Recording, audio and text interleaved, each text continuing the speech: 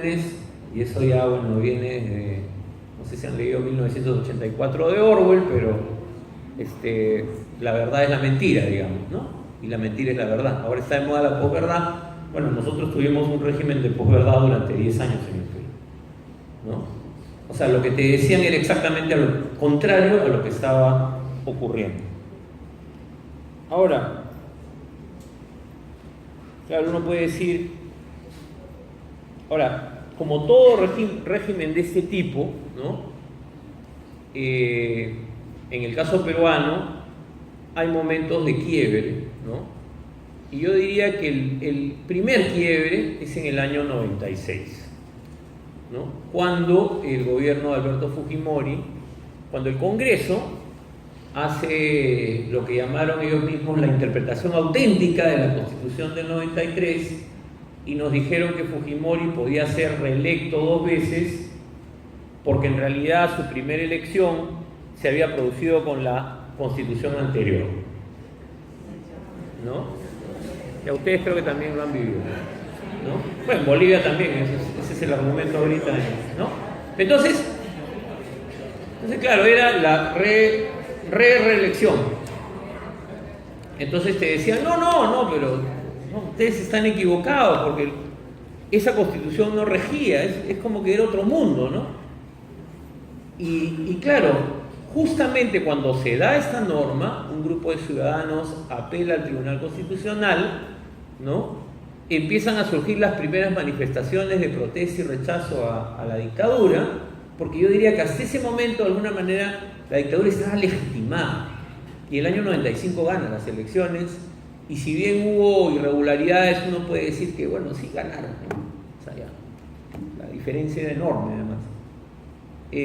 Pero el año 96, el peruano, digamos, había dicho, bueno, ya una reelección, ya un golpe, está bien, ya bueno, hay que ordenar el país. Yo creo que había un sentido común que le permitía a Fujimori avanzar. Pero de pronto cuando dicen, no, en realidad esto tiene que continuar, entonces se produce la primera reacción, que sobre todo viene del movimiento estudiantil, en rechazo a esta interpretación auténtica de la Constitución, y los magistrados del Tribunal Constitucional, que mencioné hace un momento, ¿no?, declaran la inconstitucionalidad de esta medida, de esta interpretación, ¿no? Y entonces por primera vez se pone en cuestión al régimen, el año 96, ¿no? O sea, todas las críticas anteriores habían sido, yo diría, aplastadas por una opinión pública que estaba con Fujimori, ¿no? Aplastadas, sí, porque lo veían como el que derrotó al senderismo, como el que paró la inflación, era pues el héroe, digamos, ¿no? Pero esta decisión es como que marca un quiebre, y eso va a dar inicio a un proceso que va a terminar en su caída 4 años después, ¿no? Pero es ese punto en el cual en ese momento quedó totalmente manifiesto, se hizo totalmente evidente para quienes todavía no se habían dado cuenta que estábamos en una dictadura y que ese era un proyecto de 20 años. Porque el proyecto fujimorista era un proyecto de 20 años, que además estaba basado en un documento hecho antes de que Fujimori aparezca en la política, que se llama el Plan Verde, que lo hicieron un grupo de militares, ¿no? Y que lo que buscaba era poner orden en el Perú, porque el Perú estaba en la anarquía, ¿no? Año 89, ¿no? Un plan para darle un golpe a Alan García termina siendo el plan que se ejecuta con Fujimori desde el golpe y todo lo demás, ¿no? Y entonces se empieza a producir se produce como un quiebre. Por primera vez en ese momento la derecha peruana empieza a mirar a Fujimori con suspicacia, porque salvo Mario Vargas Llosa, hay que reconocer, los liberales peruanos se hipotecaron a Fujimori, ¿no? La mayoría de los que habían apoyado a Vargas Llosa en el año 90 se fueron con Fujimori, y a Vargas Llosa le quisieron quitar la nacionalidad peruana por su discurso antiperuano en el exterior, no ese era el discurso real, ¿no? Pero esto genera una reacción, abre un frente, ¿no? Algunos diarios conservadores, como el diario El Comercio, se suman de alguna manera a la defensa de la democracia porque dicen, esto tiene para rato, ¿no? Esto ya no es solamente un gobierno de reorganización nacional, sino esto se quieren quedar, ¿no? Y entonces eso va a sumarse a otra línea de crítica al gobierno que tiene que ver con los derechos humanos, que es donde yo trabajo, ¿no? Y con el cuestionamiento a otra norma que había sido aprobada un año antes, el año 95, que fue la ley de amnistía, ¿no? Fujimori da una ley de amnistía que beneficiaba a muchos militares, pero que sobre todo fue dada para amnistiar a su grupo paramilitar, que era el Grupo Colina. Ese era el objetivo de esa norma, ¿no? De paso habían amnistiado a otros, incluso un grupo de militares que intenta darle un golpe a Fujimori. Entonces los metieron a todos en la bolsa y dijeron amnistía para todos, ¿no? Que es otra lógica también de este tipo de regímenes. Entonces estos dos procesos convergen de alguna manera, pero a pesar de que había una movilización, sobre todo a nivel de Lima, ¿no? No necesariamente fuera de Lima había el mismo respaldo, el mismo cuestionamiento. Y ahí eso tiene que ver ya con diferencias que son las diferencias entre una región y la capital, ¿no? La política es muy distinta, no sé cómo, supongo que acá también, pero Lima es muy distinta al resto del país. Y entonces en el resto del país, Fujimori había logrado legitimarse a través de los programas sociales, ¿no? O sea, habían como 15 programas sociales. El programa bandera se llamaba FONCODES, que era el Fondo de Compensación y Desarrollo Social, y estos programas sociales lo que habían generado era una gran clientela política, una gran clientela electoral, ¿no? Una gran clientela electoral, y entonces Fujimori en algunas regiones tenía 70% de los votos, 80% de los votos, ¿no?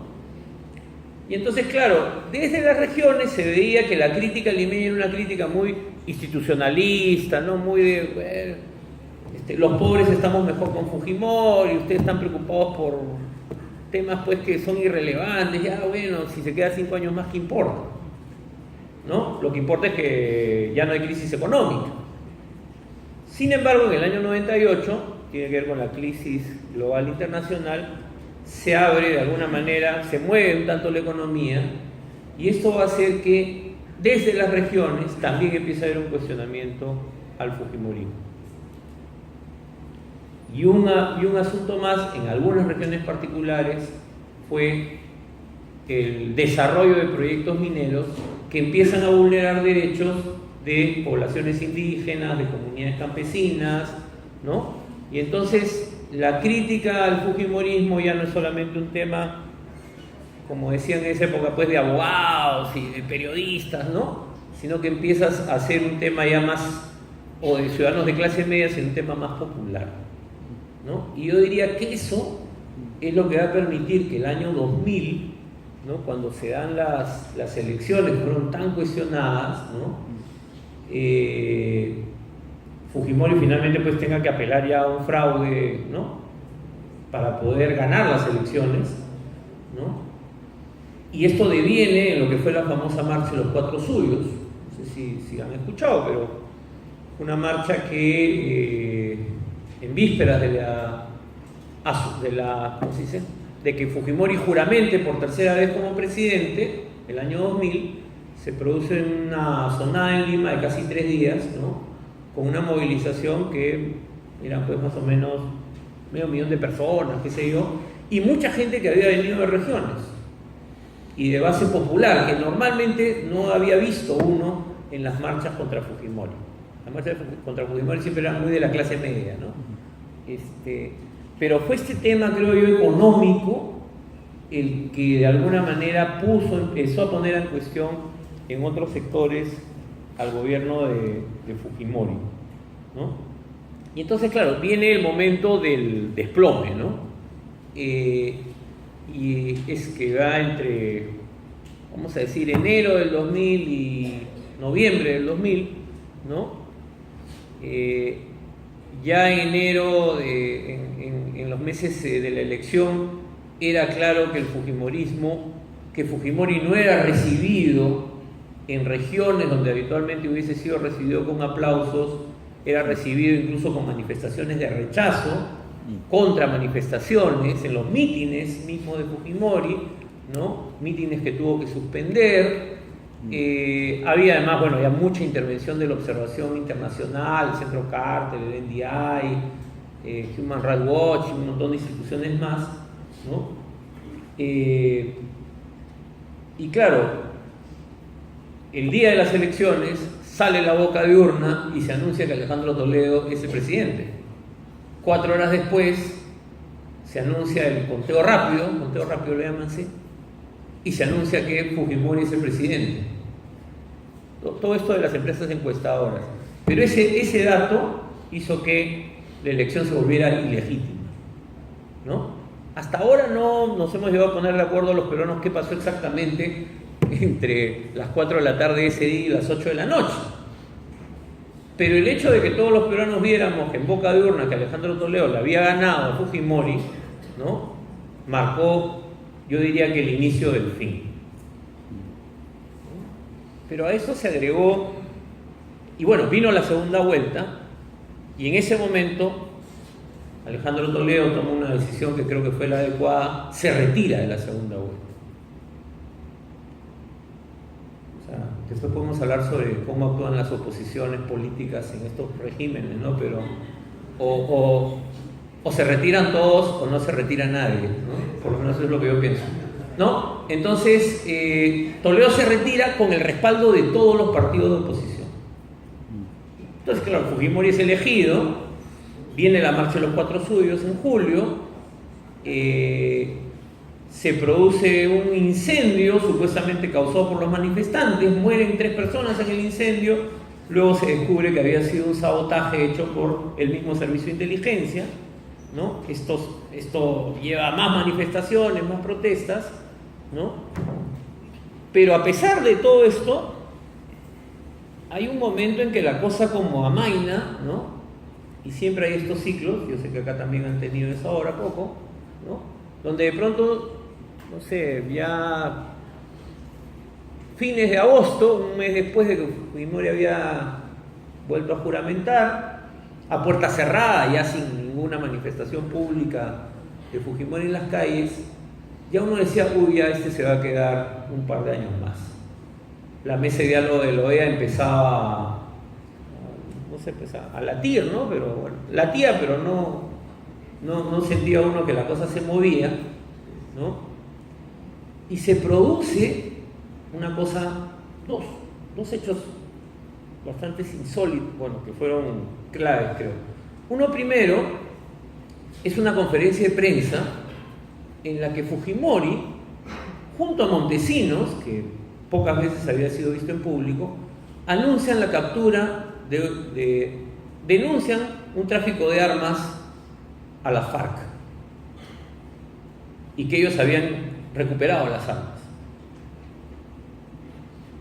Lo que había pasado en realidad es que el tráfico de armas a la FARC lo había hecho Montesinos con Fujimori. Pero esa denuncia produce un quiebre de la dictadura con algunos aliados suyos que todavía le quedaban en el gobierno norteamericano, ¿no?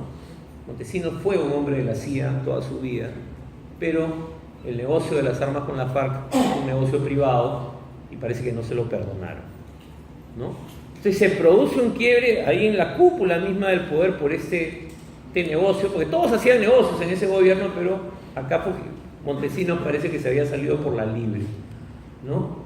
Y ya el desplome final va a ser cuando en 14 de septiembre, me acuerdo, del año 2000, de pronto uno de los congresistas de oposición, Fernando Olivera, anuncia que va a presentar un video y presenta un video en el cual Vladimiro Montesinos está pagándole $30.000 al congresista electo Alberto Curi, que era el Grupo de Toledo, para que se pase a la bancada de gobierno, ¿no?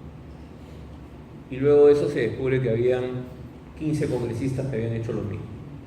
Y en ese momento el régimen se desploma. Todavía se queda 2 meses más, pero a los 2 días Fujimori tiene que anunciar que convoca elecciones y que se tiene que ir, y que se va, que él ya no va a postular, ¿no? Sin embargo, tenemos los 2 meses finales que ya son es para una película, ¿no? Donde el presidente buscaba al asesor que se le había perdido, ¿no? Y en realidad lo que estaba buscando eran las evidencias de los delitos, ¿no? O sea, los videos donde aparecía Fujimori. Parece que los encontró porque nunca hemos visto un solo video de Alberto Fujimori, y se produce finalmente su fuga, ¿no? O sea, Fujimori se fugó del país, se fue a la cumbre de APEC en Brunei y nunca volvió, ¿no? Y como ustedes deben saber, renunció por fax, ¿no? Pero fue un desplome que yo diría que tuvo que ver, por un lado, con la crisis política, ¿no? Y la movilización y la protesta, que jugaban un factor muy importante, pero además con el quiebre que se da en el núcleo del poder. Porque yo creo que las dictaduras caen cuando el núcleo del poder se quiebra, ¿no? O sea, no solo es la movilización, es qué pasa adentro, ¿no? Y a veces es difícil saber qué pasa adentro, pero a veces eso puede ser tan importante o más importante, ¿no? Porque evidentemente ese núcleo había entrado en crisis, ¿no? Había entrado en crisis y ya uno veía que había un proyecto que era el proyecto de Alberto Fujimori y otro proyecto que era el de Vladimiro Montesinos, ¿no? El Perú fue gobernado en realidad por 2 personas durante 10 años, no por una, eran una suerte de siameses, ¿no? No sé si han visto, pero es más anecdótico. La primera vez que Fujimori aparece con Montesinos en una entrevista, aparecen vestidos igual, con el mismo terno y las mismas corbatas, ¿no? Y bueno, eso fue el tema de comentario, ¿no? Que eran los siameses. Pero entonces el régimen, digamos, se desploma, ¿no? Pero por una suma de situaciones que se van dando, que arrancan en el 96 y que en el caso nuestro tomó 4 años, ¿no? Y se produce este quiebre que además va a generar un proceso, digamos, y acá yo quiero ir un poco más allá del régimen mismo de Fujimori, que si bien en ese momento va a llevar a que el fujimorismo prácticamente desaparezca de la escena, el fujimorismo político no tuvo, cuando se convocan a nuevas elecciones, logran 3 congresistas, después de haber sido mayoría durante 10 años. Estas 3 congresistas son desaforadas por razones legales.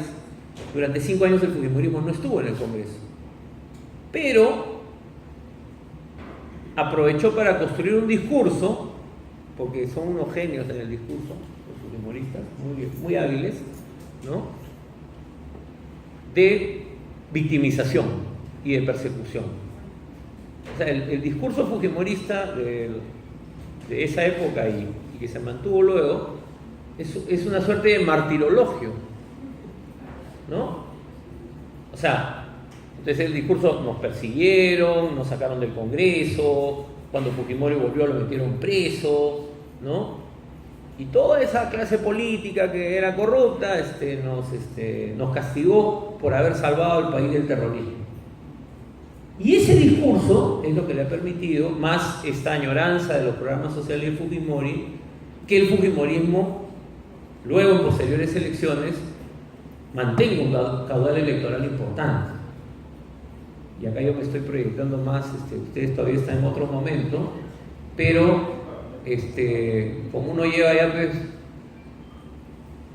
casi 30 años peleándose con el fujimorismo, ¿no? Estando en el poder y fuera de él, uno sabe que estos poderes, cuando colapsan, no pierden poder.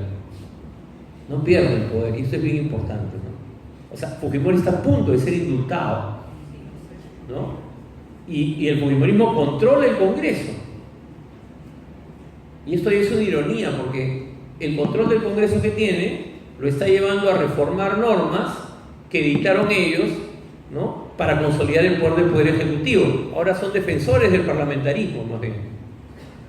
Porque su lógica es totalmente instrumental, ¿no? Eso es un poco lo que quería decir.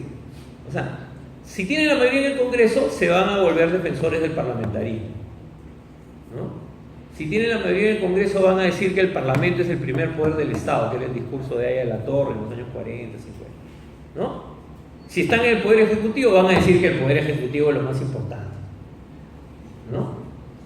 O sea, todo es instrumental a los fines que ellos buscan, ¿no? Y entonces yo creo que un poco la lección que nos deja a los peruanos, la experiencia con el fujimorismo además, es que tú estás frente a nosotros.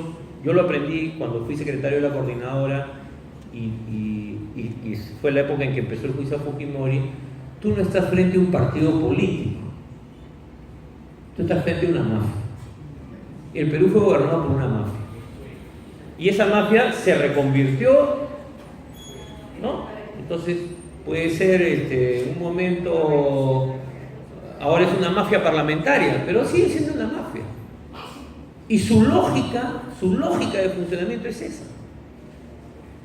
Y entonces, claro, si uno se enfrenta a una mafia solamente con los instrumentos de la política, es probable pues, que la mafia te pase por encima, ¿no? Eso es lo que yo he aprendido, ¿no? Y es una instrumentalización permanente de todo, ¿no? Todo termina siendo un instrumento para, ¿qué cosa? Seguir conservando el poder, porque lo que importa es seguir conservando el poder. ¿Para qué se conserva el poder? Para hacer negocios. Punto. Eso es lo que importa, hacer negocios. El fujimorismo estuvo, o sea, su poder se asienta en el narcotráfico también. O sea, en un momento, Montesinos era el intermediario con los carteles colombianos. Él, que era el asesor presidencial, ¿no? Entonces, esto también es algo que uno tiene que entender. Entonces, claro, uno dice, bueno, pero ¿eso qué significa? ¿Que no hay que hacer política? No, sí hay que hacer política, ¿no? Y también desde la sociedad civil hay que tener una intervención, pero no hay que ser ingenuos. O sea, yo recuerdo mucho en las discusiones que nosotros teníamos en los años 90, que a veces había mucha ingenuidad en la lectura del régimen, en lo que iba a hacer. No, si se van a ir el 2000. No va a cerrar el Congreso. ¿Cómo lo va a cerrar? No. Eso ya no se puede hacer. No va a destituir a los magistrados, si los han nombrado, son tu gente. O sea, Fujimori mandó a torturar a su esposa. Ya, eso. Y su hija, que ahora se toma fotos con la madre, reemplazó a la madre en el cargo de primera dama. O sea, y ahora hay una pelea entre los fujimoristas, entre los dos hijos y el padre, ¿no? Pero uno dice, en cuanto se puedan sentar, se van a sentar y van a arreglar las cosas entre ellos, ¿no? Porque esa es su lógica, es una lógica totalmente, como digo, instrumental, ¿no? Y el que te deja de servir simplemente para afuera, para la cárcel o para donde tenga que ir, ¿no? Y mucha gente cayó y respaldó el régimen, yo creo en diferentes momentos, con la mayor buena voluntad. Porque ese es el otro tema, ¿no? Este tipo de regímenes, como se plantean como gobiernos en el caso peruano era un gobierno de reconstrucción, un gobierno para ordenar el país que salía del caos y de la violencia, etcétera, etcétera. Eso lo legitimó, pero además hizo que profesionales, empresarios, o sea, periodistas dijeron, bueno, sí, hay que apoyarlo porque es importante que el Perú salga de la situación que vive, etcétera, etcétera, etcétera. Bueno, salimos de la dictadura, pero hasta ahora no nos hemos librado del fujimorismo, a pesar de que su líder histórico está preso. A pesar de eso, siguen siendo un poder, ¿no? Eso queda como lección. Pero no sé, yo creo que ya estamos diciendo... Sí, igual nos quedan como 30 minutos para... antes de la pausa, y después de la pausa que sí viene. Ya. Bueno, entonces, esto es por el lado de mi lectura del fujimorismo, ¿no? Esa es la lectura que he construido y que tengo, ¿no? Ahora, hay un tema más que tiene que ver con cómo se enfrenta ese tipo de régimen, ¿no? Yo diría que este es un tipo de régimen que, como tiene la lógica de ser un régimen que copa todos los espacios, ¿no? Hay que dar la batalla en todos los espacios, ¿no? Nosotros vivimos el tema de la abstención a las elecciones en el año 92, después del golpe. Fujimori convoca las elecciones del Congreso Constituyente Democrático. Además se llama así, Congreso Constituyente Democrático, ¿no? Ya cuando le ponen democrático a un congreso de apellido es que el congreso no es democrático. Pero bueno, convoca las elecciones y, en lo que me opinión fue un grave error, los principales partidos políticos peruanos deciden no participar. El APRA, la mayoría de los partidos de izquierda importantes y Acción Popular deciden no participar en las elecciones. Fujimori gana con 55% más o menos, y el resto de partidos además fragmentados, ¿no? Y era un congreso de 80 congresistas. Entonces, claro, ¿por qué digo que fue un error? Porque ese mismo año, a los 3 meses, hay una elección municipal. Y en esa elección municipal los partidos todavía le ganan al gobierno. O sea, sí había un sector del electorado que hubiese estado dispuesto a respaldar a estos partidos, pero si los partidos más organizados, o sea, los que tenían aparato político, dijeron no, porque esto es una dictadura, entonces no participamos, bueno, el tema es que, como digo, no hubo un acuerdo, un sector participó y el otro no, y de ahí salió la Constitución. Y claro, Fujimori siempre decía, pero ha estado la oposición también, ¿no? Bueno, había unos que no eran oposición entre comillas, ¿no? Porque pensaban igual o peor que Fujimori. Pero entonces, por un lado la participación en los procesos y por otro lado la lógica de coordinación, ¿no?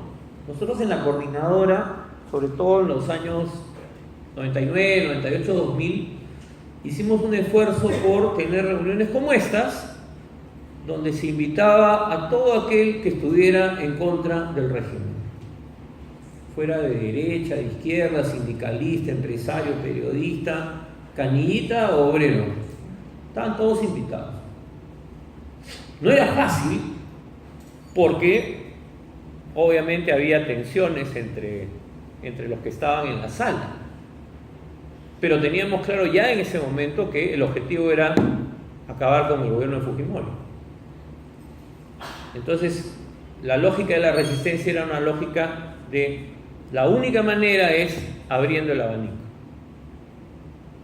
Y eso fue lo que se hizo. Yo creo que la Coordinadora de Derechos Humanos en el Perú logró tal legitimidad en ese momento que cuando se instala la mesa de diálogo de la OEA, la coordinadora estaba sentada en la mesa. A pesar de que no era pues un actor, no era la Central General de Trabajadores, no éramos pues la Central de Empresarios, no teníamos ese poder, estaban los partidos políticos y la coordinadora ahí.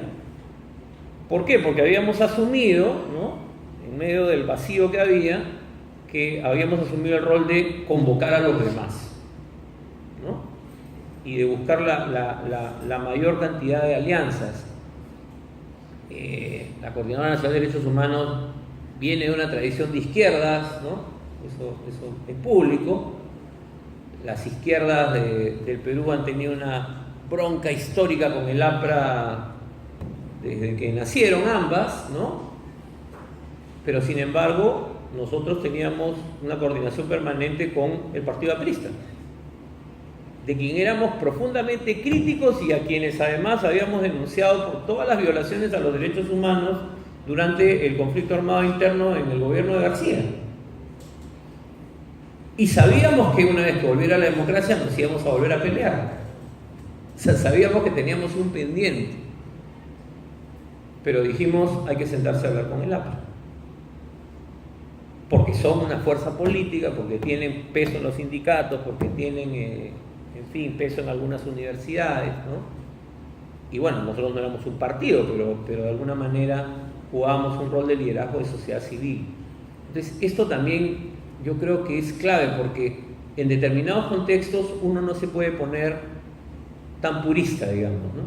Porque uno puede decir, sí, somos enemigos políticos, y pongo el ejemplo del APRA porque creo que es el más claro, ¿no? Hasta ahora estamos la coordinadora lleva varios casos de delitos que cometió el primer gobierno de Alan García, pero logramos en ese momento ser parte de esa coalición, y aparte había una coalición de los partidos que era un espacio que yo creo también fue bien importante, acá han tenido cosas parecidas, que era el espacio del Foro Democrático, que fue un espacio promovido por gente que no estaba en partidos directamente, pero que convocó a las fuerzas políticas, o sea, gente con mucha autoridad moral o liderazgo, ¿no?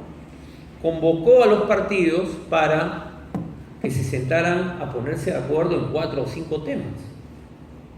Porque era evidente que no nos íbamos a poner de acuerdo por decir en que si la explotación minera y los derechos de los pueblos indígenas, ahí con los empresarios nunca nos íbamos a poner de acuerdo probablemente. Pero sí estábamos claros que el país tenía que volver a la democracia. Otra entidad que fue muy importante en ese momento, la Asociación Transparencia, que es una red de voluntarios, ciudadanos que se dedican a monitorear los procesos electorales, y ese era su trabajo, ¿no? Entonces hubo una suerte de convergencia por un lado, pero a la vez una suerte de división del trabajo, porque a veces también uno se quiere cargar con todo y no se puede, ¿no? Entonces por un lado había el